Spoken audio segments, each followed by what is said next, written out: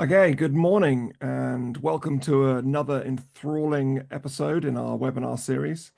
Today we're focusing on humans and our humans and specifically human risk management. And we're joined today by our partner KnowBe4, who are leaders in this space, so definitely the right people to be assisting us with. And I'll come on to our panelists a little bit later.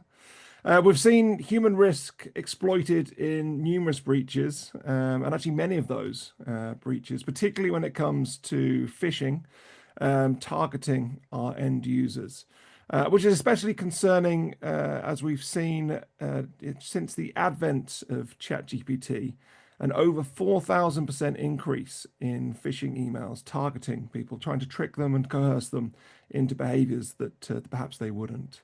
But human risk isn't entirely one-dimensional. It's not just about phishing, and also needs to go well beyond security awareness training.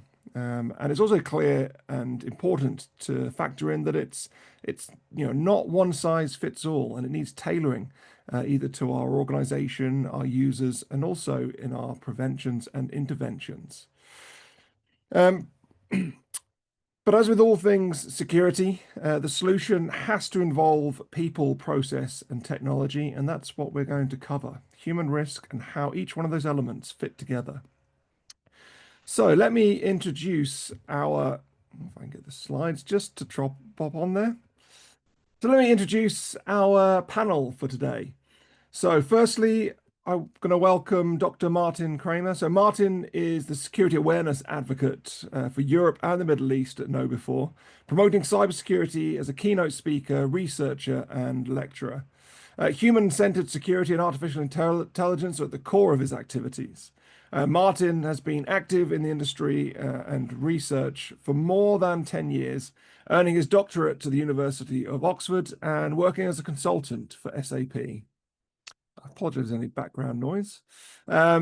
Second, we have my colleague, Brian Martin.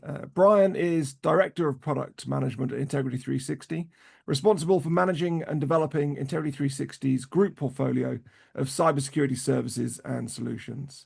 Brian has extensive experience in his career across IT, software development, and telecoms, with over 10 years focus purely on cybersecurity in all its aspects, including related technology, services, processes, and best practice. So very much got an expert panel today to help us walk through what is going to be a fireside chat.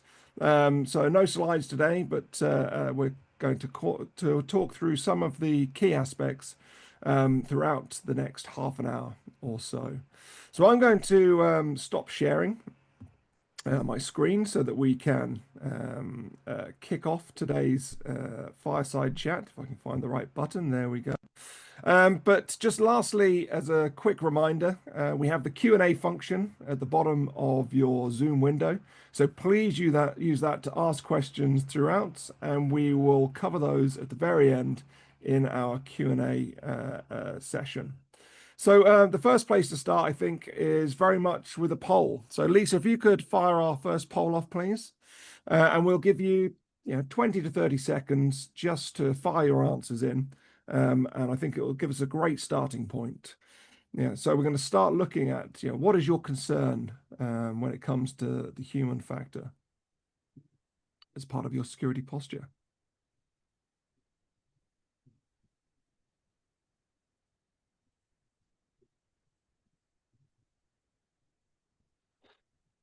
Okay, hopefully we've got a few people that have replied to the poll. Lisa, if you'd like to close that off and we can have a very quick look at the results. Okay, well, the results are in, and unsurprisingly, there's very few that have said not concerned. Thankfully, none that have said that humans are not a factor in our security posture, because they are an important part, as clearly we're all aware. Probably it'd be great to talk to that person that has said that they're not very concerned and most of their users are security aware, and particularly probably off the back of this as well. But it's important to see that actually most people are in the same boat. Either they are very concerned. Now I've a bit of a trick answer there, saying that users are the weak link. We probably shouldn't look at them as the weak link, and very much our first line of defense. Or they're somewhat concerned. Some of our users get it, but it's clear that across the board, whether it's the breaches we've seen or just experience in our own organizations, that we need to invest in our people and assist our people to be as secure as possible. So I don't know if Martin or Brian, any comments there on those poll results and actually what you guys are seeing across industry. Yeah, I would say I'm very happy. If I can jump in first, I'm very happy to see, of course, that people are picking up on the topic. It's a very important recognition that we also see in industry reports. The Verizon Data Breach Investigations report, for example, over the past years, if not even decades, has always shown that the human element in cybersecurity is one to be focused on, as it contributes to more than 60%, sometimes more than 70% of all data breaches. So I'm very happy to see that among the participants here today, there's a big recognition of that fact. Yeah, excellent. So that really kicks us into, I guess, our first question or our first talking point, which is really setting the scene. And why now? Why are we talking about this? So, Martin, I'll probably stay with you to kick this off as you were first to reply. But the human factor has long been acknowledged as a security challenge. But why is human-centric security gaining traction now? Yeah, I think I kind of stated already the stats for the, some reports will tell us 60%, 70%, some go as far as 90%. It is a huge contributing factor to, the data breaches that organizations experience. So that's been the case for the past 15 years or so, or even since we really are concerned with security. And I think finally we are at a point where where the industry, where organizations are, after all, ready to acknowledge that it cannot be easily, quotes on, quotes off, fixed, that it cannot be just easily addressed with raising awareness and instilling knowledge. For quite some time, and I'm taking a very reflective look into the mirror here, for quite some time, us cybersecurity experts just have assumed, well, we have that additional knowledge, we have that edge, which is why we behave securely and the rest of the world and all of the employees don't. Of course, that if that was the case, we would have educated everyone by now and we would have addressed this issue. So we can no longer say that employees, the workforce is the weakest link, users are the weakest link. That's just wrong. So I think what has happened now is that we are at a point where we recognize really it's the combination of ever-evolving technology. We can think about artificial intelligence, we can think about more IoT devices, Industry 4.0, etc. So all of these trends, smart cities, whatever we have. So technology is always evolving. And then also our use of that technology evolves. So basically, I can go back in time when we started using mobile phones, that was new to us. Now it's AI that is new to us. So there's always something that is new to us, which is how the world works, to put it bluntly.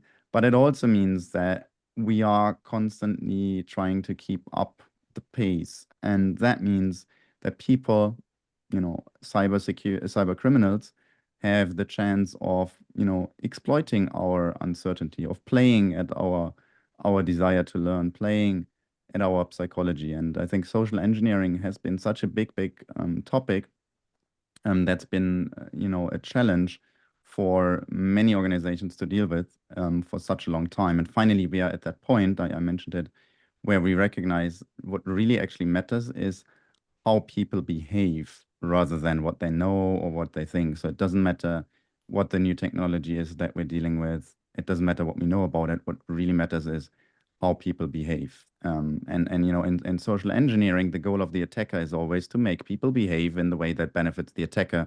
And of course, as on the defensive side, as organizations, we always want to make sure that people behave securely or as secure as possible in the interest of us, of our organizations.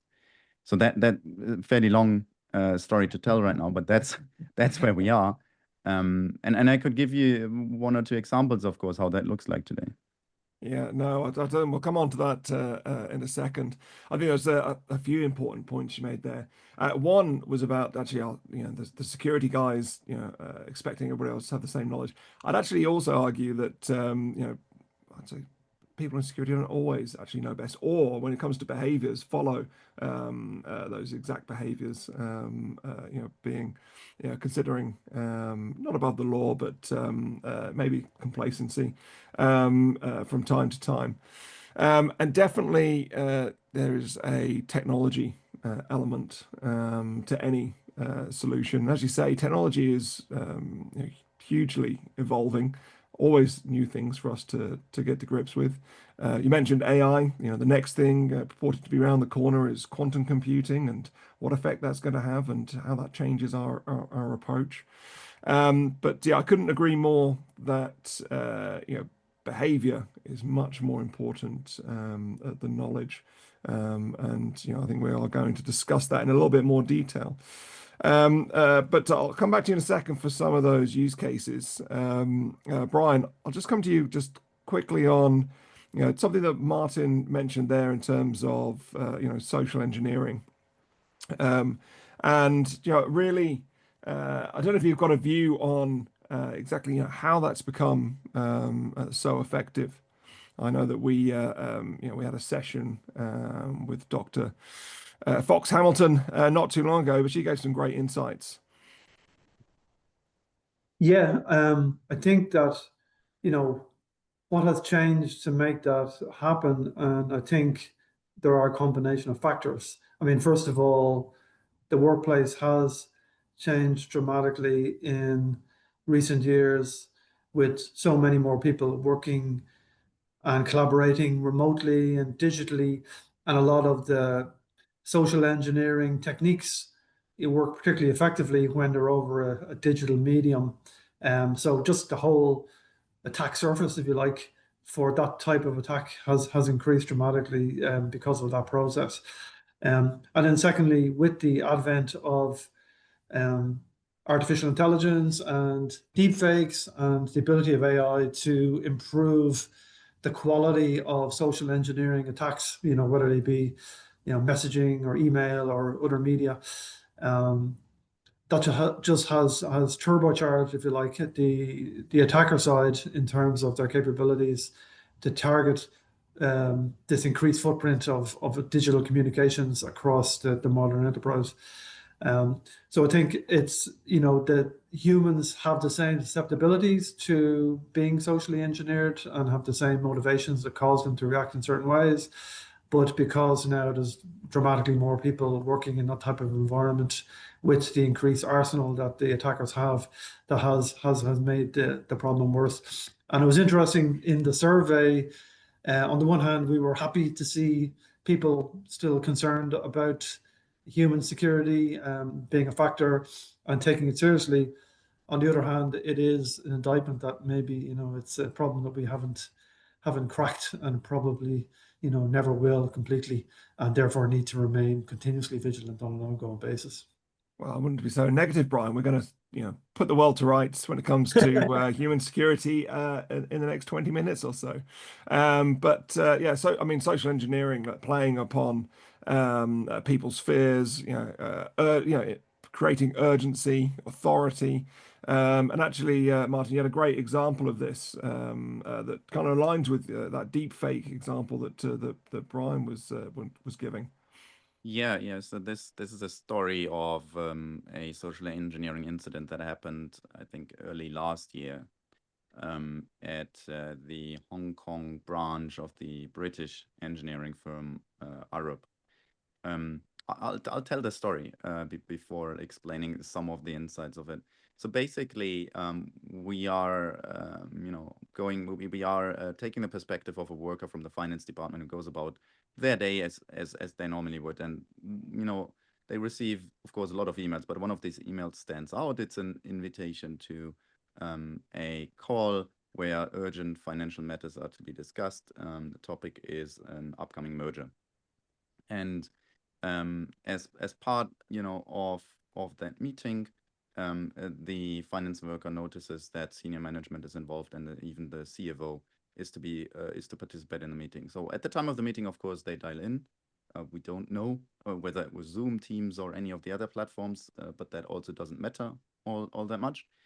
So they find themselves surrounded by senior finance officials and essentially are at this point listening to a very sort of targeted discussion as to what decisions have to be taken to secure the future of the firm, specifically by making these financial decisions that are coming up. The details of the conversations are not known; they have not been published, but it must have been a quite targeted conversation. So at the end of that meeting, the finance worker leaves the meeting, then following it, receives several emails with payment instructions and carries out a total of 17 transactions to, I believe, 15 transactions to 7 different bank accounts.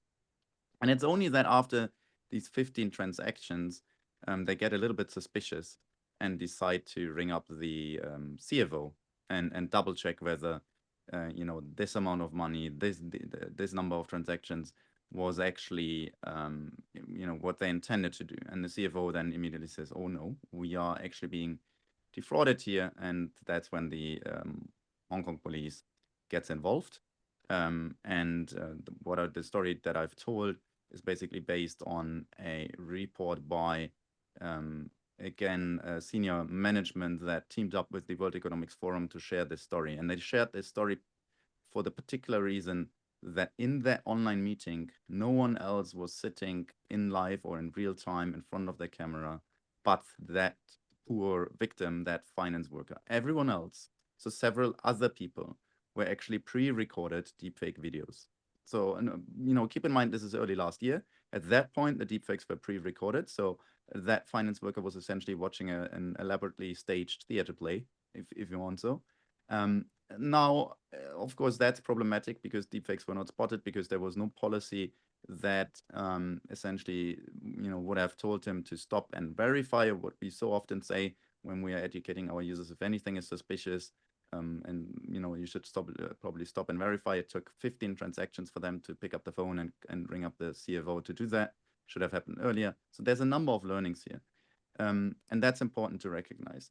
Now, one particular thing I just want to say also is, because I know it's highly relevant even these days, deepfakes these days, they also happen in real time. So we cannot just assume they are pre-recorded, but they will happen in real time. So it's very important to educate people how to spot them and how to react. So it's about training. I already mentioned there should have been a policy in place. And of course, we also always have to think about the right technology, which overall brings us to this comprehensive approach that we these days have to think about in order to keep the upper hand. Yeah, no, indeed. And that was probably quite an awkward conversation or phone call to the CFO. But as you say, let's move on to looking at that change that we need to make. And John Martin, I might stay with you on this one. So I mean, I suppose there's two parts to this question as we look to really move between that traditional into more complete and behavioral based. But traditional awareness campaigns and traditional approaches that focus on just security awareness, as we've kind of touched upon, are so ineffective. But I think firstly, it'd be great to get some comment on that. But also, what's the difference that we need to take and approach to go from awareness to that real behavioral change? Yeah, absolutely. So I mentioned over the years, it's been consistent that, the majority of all data breaches had an element of human behavior in it. And so the things that we have tried was instilling knowledge. I've mentioned that. But we really hadn't gotten to grips with the fact that even if the knowledge was like highly specific to a particular requirement, say, whether that's a payment security standard, whether that's a data protection standard, whether that's specific to a role, however specific it was, it really didn't do the job at the end of the day. So in full recognition now, finally, that knowledge is not the same as behavior, or even intention is not the same as behavior, we have moved on. So in psychology, this is known as the intention behavior gap that we have to bridge. That is reflected also in people admitting that despite better knowledge, they behave insecurely. Or to put this in numbers, Gartner ran a survey also in 2023, I believe already, where they asked people, okay, have you ever breached a security policy although you knew to follow it? And people said, yes, I have. And there's a number of reasons. But And a number of reasons might be it's too impractical, you know, it's too much effort. I just need to get the job done. You can imagine some of the typical answers. But another one was, they also said, if the tools and, you know, the security requirements that I need to meet would just be easier to achieve, or if the tools would just be better to use, then perhaps I would be more likely to follow the policy. So that's where we begin to see that really what we have to bring together is the right training, yes, because we need to trigger behavior. But, you know, in order to move from intention to behavior, we also need to make it easy enough.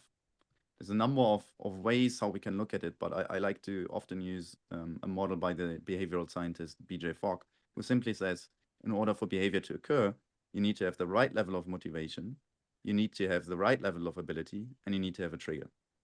So motivation we can achieve through training. Ability, of course, we can facilitate by making it easy. And a trigger we can achieve through, you know, anything like like say a banner on top of an email or a poster on the wall, or people can self-motivate and self-trigger, etc. So that's where we need to go, and that's where the industry now is going. Yeah, no, indeed. And I think from that study, it was 93% said that they would take an action, even though they knew it'd put the enterprise at risk.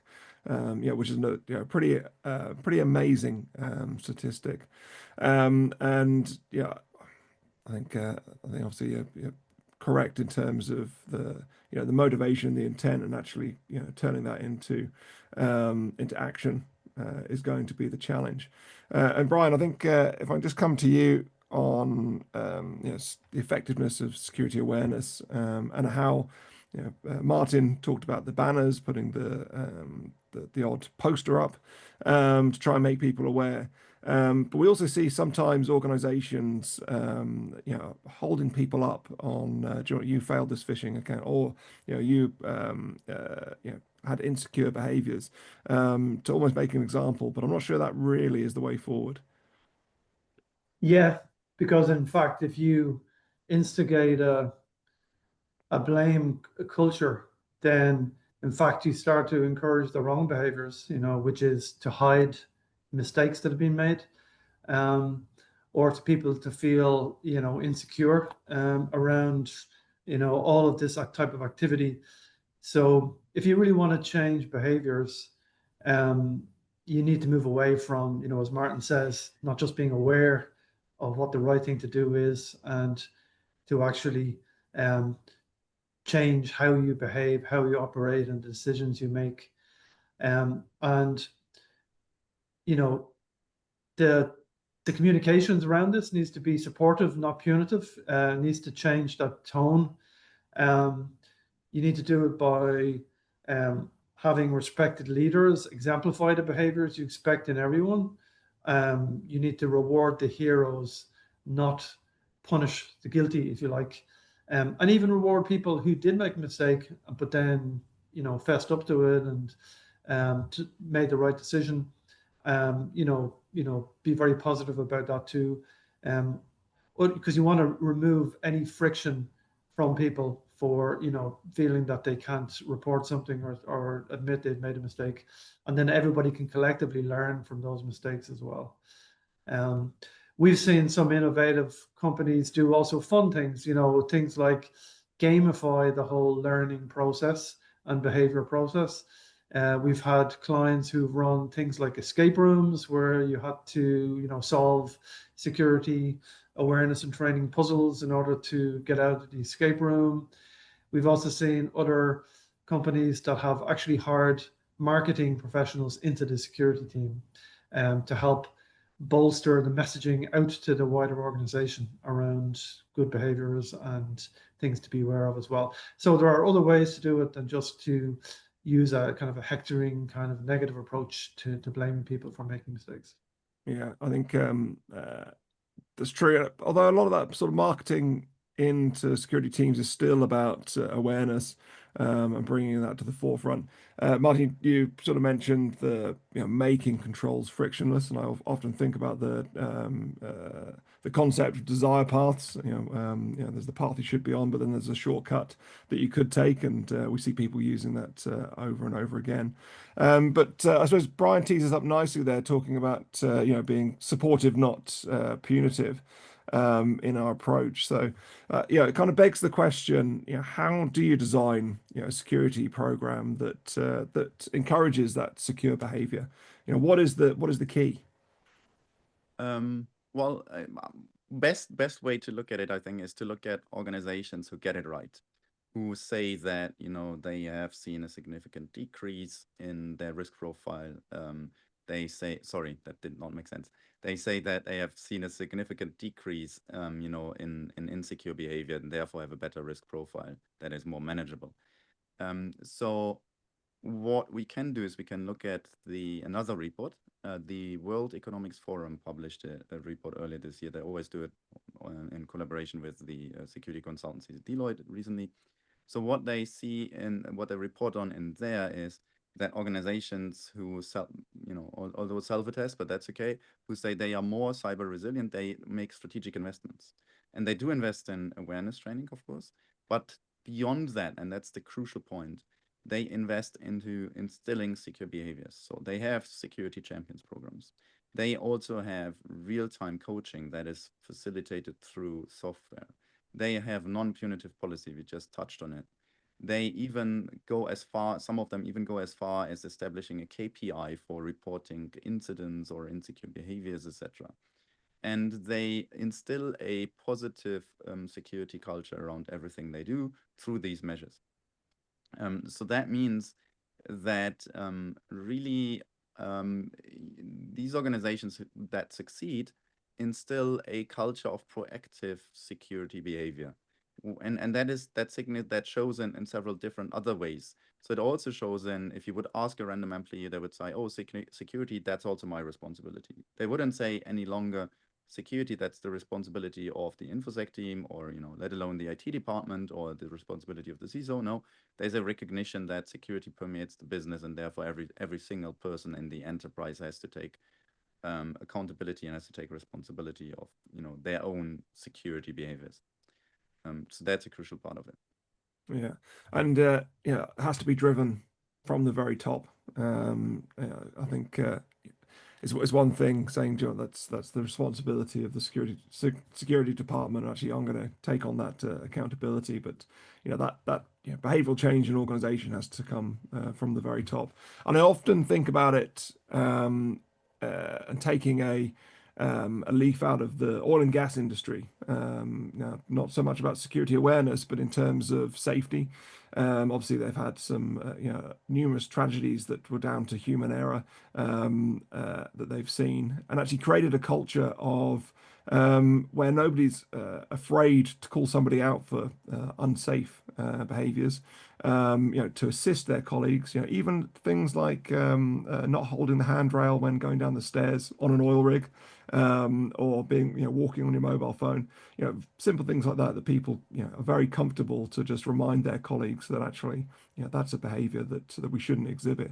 And I think that's something that we've got to instill in organizations. You say there's tools that ongoing coaching, even as I saw, talking to somebody at IT Web down in South Africa around the use of AI, being able to take the load off of doctors during, training other doctors, because they haven't got the time to go around and individually train and coach everybody. So putting tools in place that can enable that coaching ongoing to create those behaviors.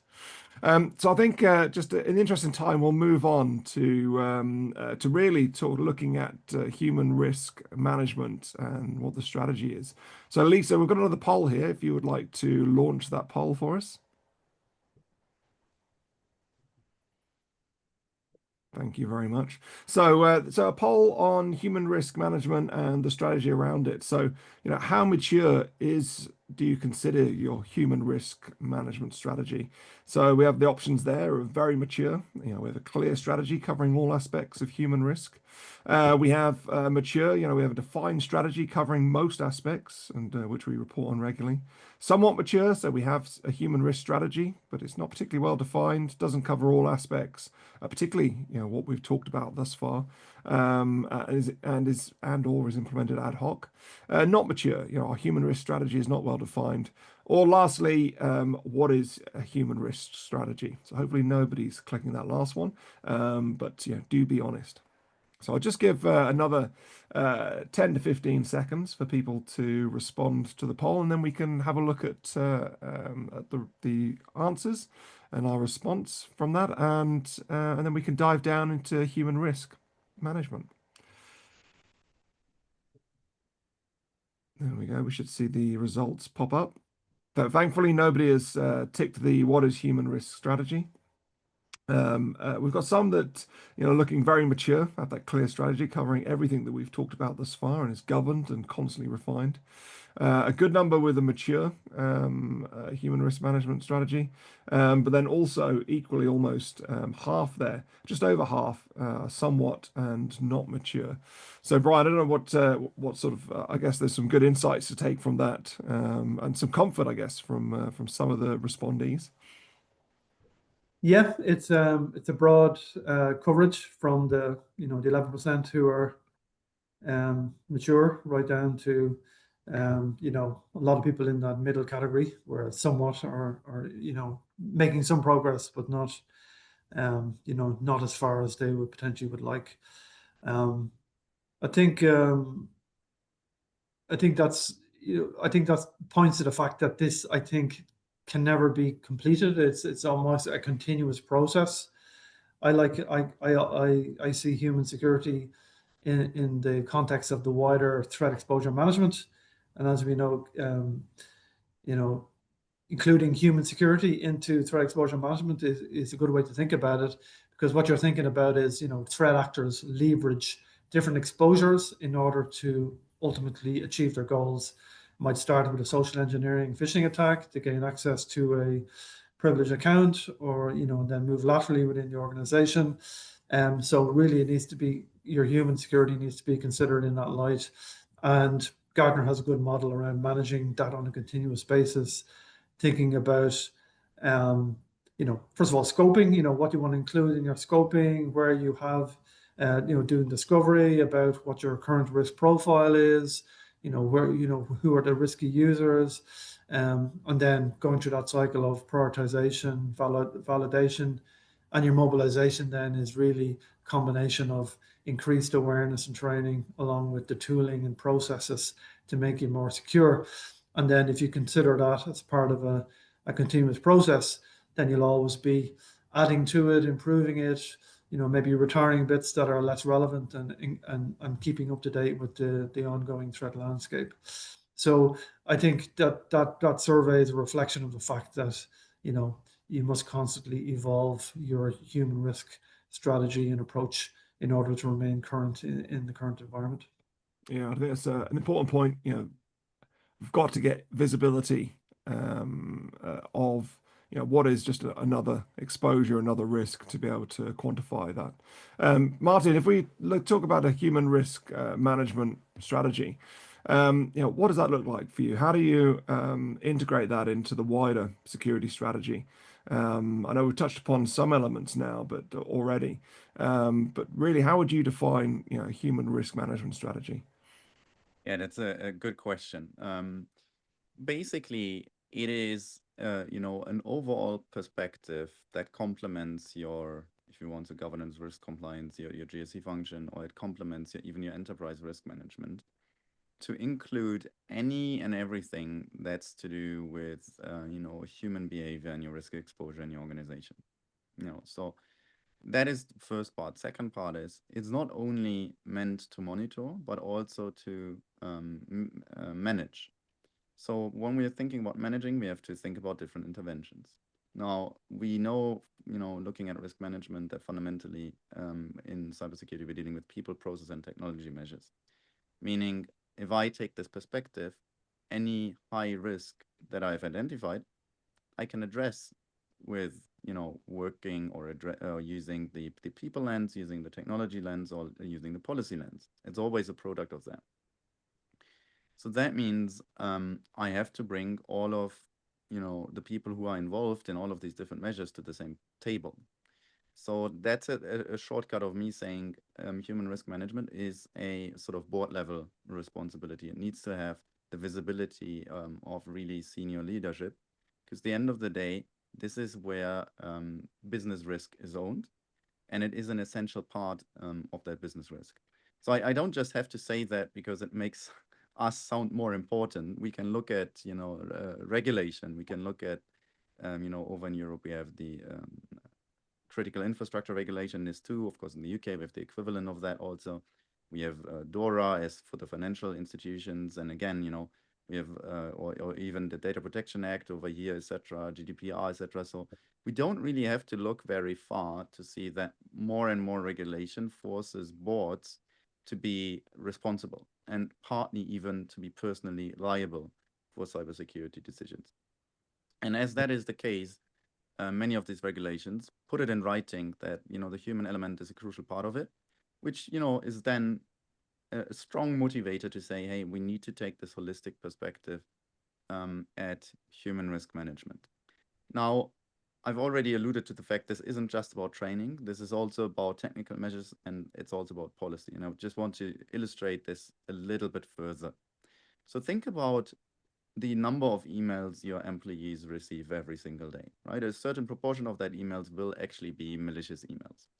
Now, what do you do to deal with them? Well, you already have, email security in place. You already train your users, and you already have written the policy that tells them if anything is suspicious, you should report it.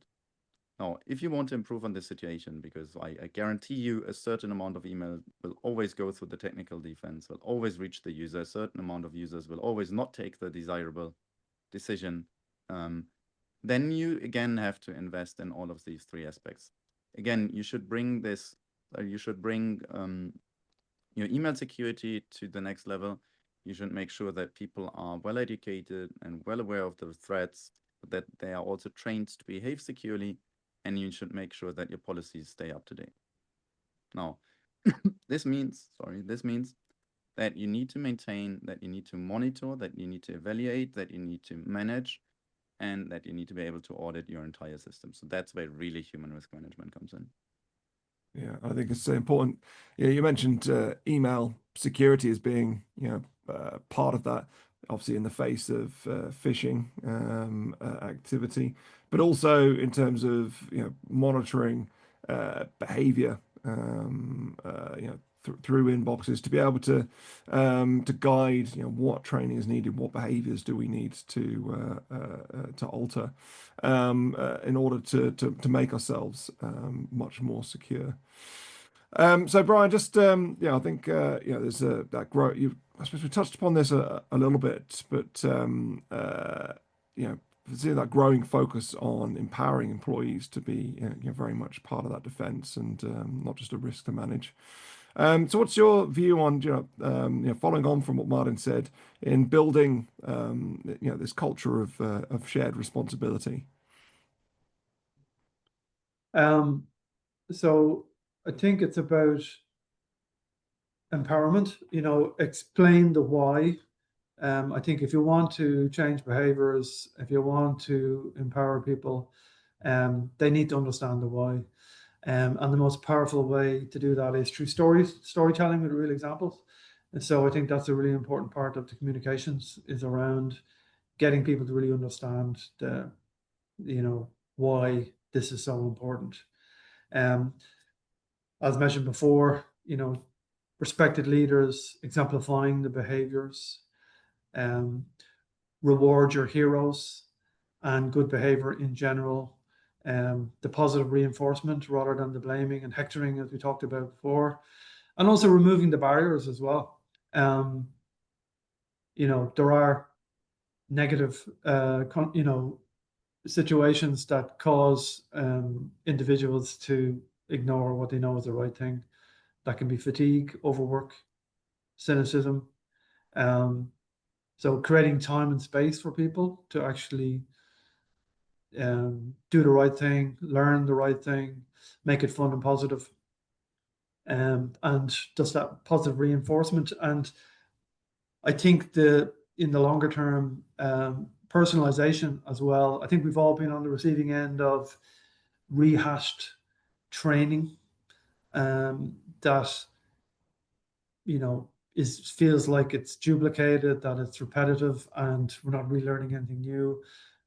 So the ability for the tools and the processes to actually target relevant content to the relevant people and personalize it more, rather than washing everybody with the same content all the time, I think can play a big role as well.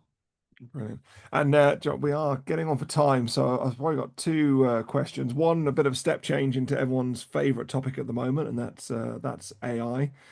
So Martin, just obviously there's been big strides. Actually, you mentioned at the very start how technology is changing, and people need to get to grips with it. But actually, how can we utilize it?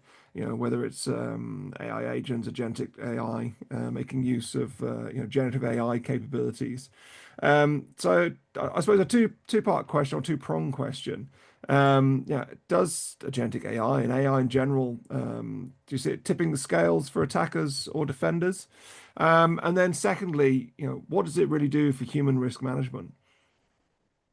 Yeah, so it does not tip the scales, to answer that question straight away. And I say that because AI at the end of the day, as long as we do not have super intelligence, meaning we do not have AI that's smarter or more intelligent than we are as humans, we have to assume that we are to some extent still in control. So that means cyber criminals will always favor or will always be able to work around the technology, using the same technology or using other technology, and attack the human. That's number one. And the second point is, the end of the day, cyber criminals always only have to go for the lowest hanging fruit, the easiest access in. So if the technology gets better, that means they get more interested in attacking the humans, just working around the technology again. So that may suggest, you may now think, well, then, it really tips the scales for the attackers. No, I wouldn't still say so, because defending meant finding sometimes, the needle in the haystack, whereas attacking meant you only have to find, one way in, and there's so many different doors. Now, when AI comes in, particularly agentic AI, that is able to work towards a specific goal autonomously, you can imagine that these AI agents can be very helpful in keeping your organization secure, because they can do a lot of tedious, a lot of resource intense background work. So with AI in cybersecurity defense, we have a great opportunity to really solidly strengthen our defenses. And that's required because, with the AI on the attacking side, certainly sophistication will grow.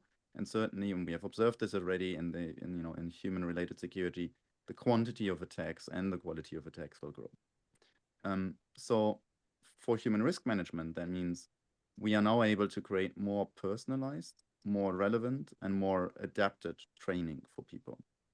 At the end of the day, the training is the more successful, the more relevant it is for people. So you can imagine training can be customized by AI, but it can also be delivered just in time. For example, if I have just if I've just opened an email that is suspicious, I can be prompted to think whether I should report it or not. If I have just plugged in a USB stick, which I shouldn't have done, I can be guided through a sort of remedial training, or at least be reminded of what the corporate policy was, that is not to plug in a USB stick. So with AI, we have the ability in the background to process large amounts of cyber security related events and incidents and turn those into training moments, into teachable moments. And that is one aspect where human risk management can benefit hugely. Yeah, brilliant. So I'll tell you what, as we're hard up on time, I'm going to give you both a quick question. I say quick, could be a longer answer. But looking ahead, looking forward when it comes to human-centric security. So I'll keep on with yourself, Martin.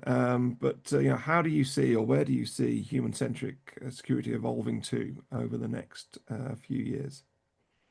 I see organizations benefiting from threat intelligence, whether that is threat intelligence that comes out of, the own organization, because, the workforce, all of the workforce is reporting incidents, is reporting suspicious emails, etc., or whether that is threat intelligence from outside that they subscribe to because it's relevant to their industry or relevant to organizations of their size.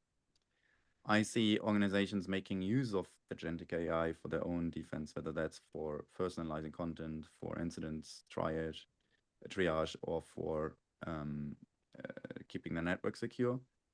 And I see organizations fully evolving to the point where cybersecurity and human risk management is a CEO board level kind of concern.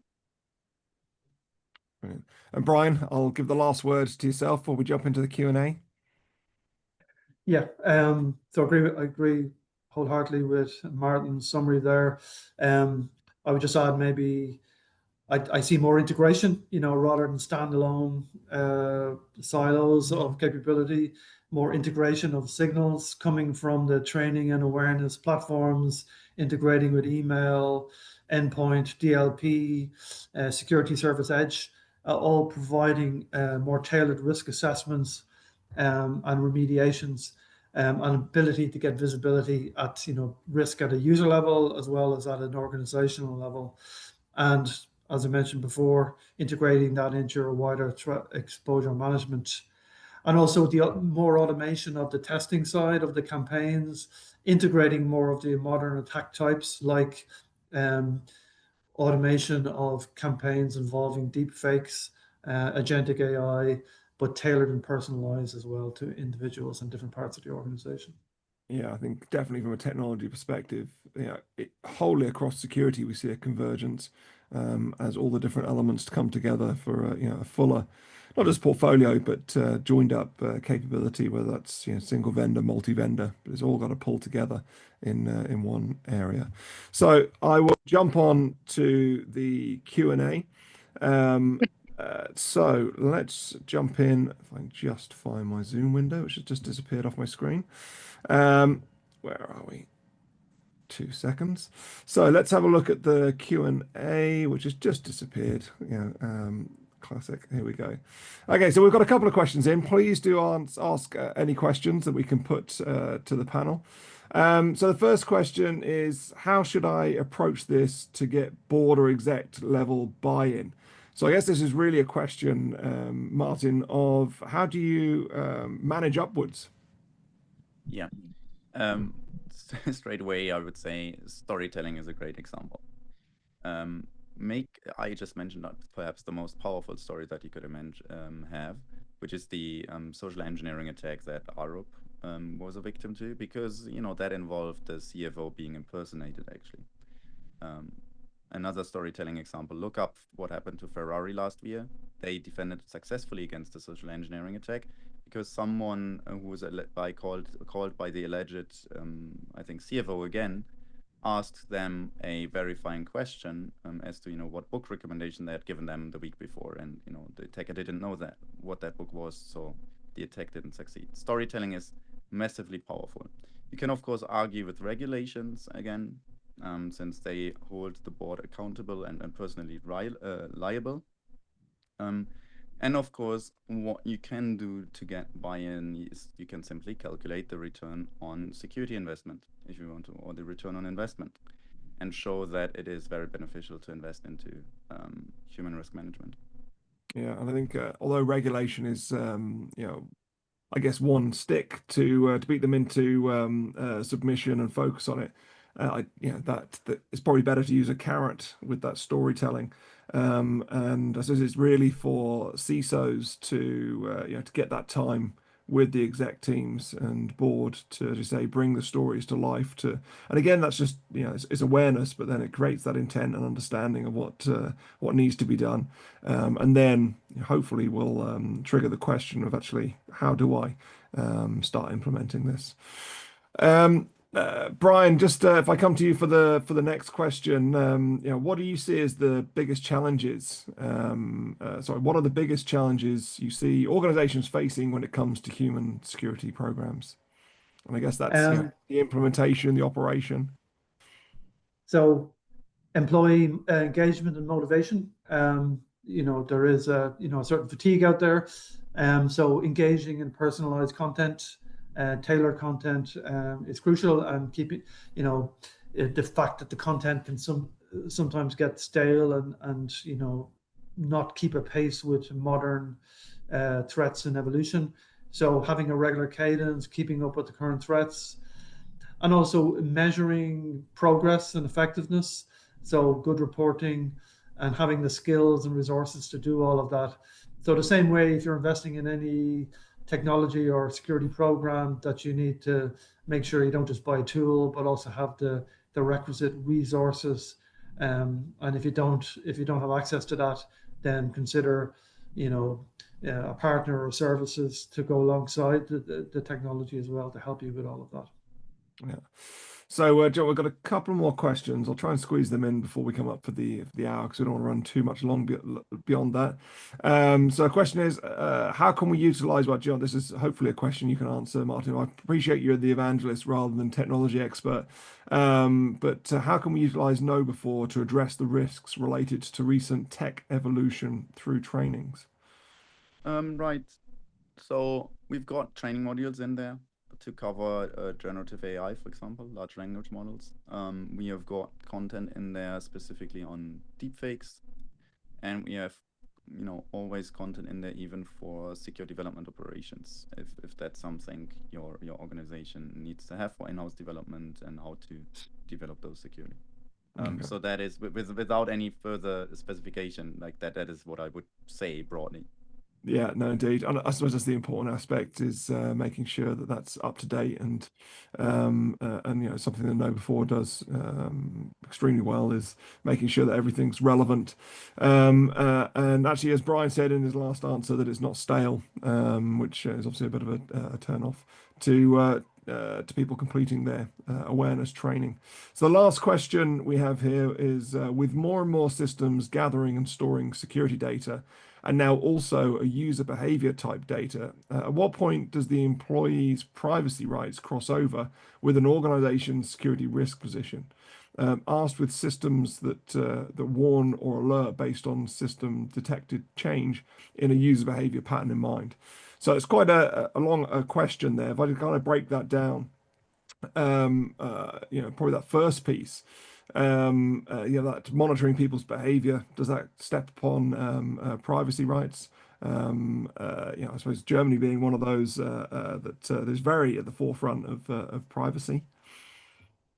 It does.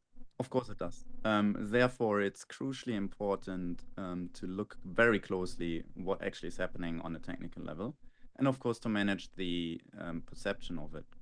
So firstly, what I mean when I say manage perception, I mean whenever you do, and this is actually not a new challenge here, whenever you even do security awareness training in your organization, you will know to involve, if you have it, the Workers' Council, because you mentioned Germany, of course the UK also has them, but you will know to involve them. You will know to involve your legal department, you will know to involve your HR department.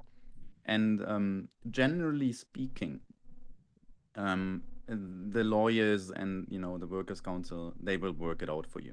I do have a privacy certification myself, so I'm not just saying that out of thin air, but I also don't want to get into the details. I will just say this is a standing problem that usually is solved, where exactly privacy individual rights are weighed against the overall security interest of the organization in light of your employment contractual obligations. And usually that means that with the right policies and procedures in place, technical measures become permissible, and the security of the organization can be improved through these interventions that we have been talking about. That is what it generally means, even in one of the probably most regulated countries when it comes to data protection, that Germany is. Yeah. Okay, very good. Joe, there's one last question that came in, but I think we'll answer that offline, particularly because it's got a real technical twist to it. And Martin, I'll not to talk for yourself, but I think that's probably something that we line up one of the SEs to come back on, and we can follow up on that. Exactly. I think that's the best way to address it. I can tell you that the defense agents does not sit on, the employee's computer at all. So we are not comparable to something that, your endpoint detection would do. And that means we're not running prone to risking something that happened to CrowdStrike when, the world saw what it means to have a kernel integration. So no worries about that. It's a very different concept, and our sales engineers will be very capable to answer that. Yeah, brilliant. Okay, well, I think that is it from us today. Just the last thing I wanted to just cover off is just some upcoming webinars.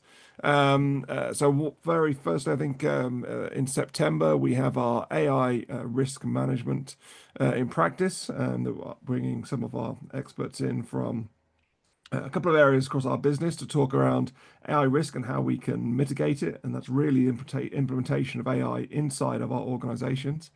And then secondly, for those that don't speak or read Swedish, which is myself, but I'm aware that on the 16th of September, for our Swedish speakers, we have our webinar touching upon OT and how to secure OT. So please use the QR code there to register. And that brings me to my last task, which is just to say thank you. Thank you to our panelists. So thank you to Brian. Thank you to Martin for joining us and sharing your knowledge and expertise. And also thank you to everybody that's joined. Thank you very much.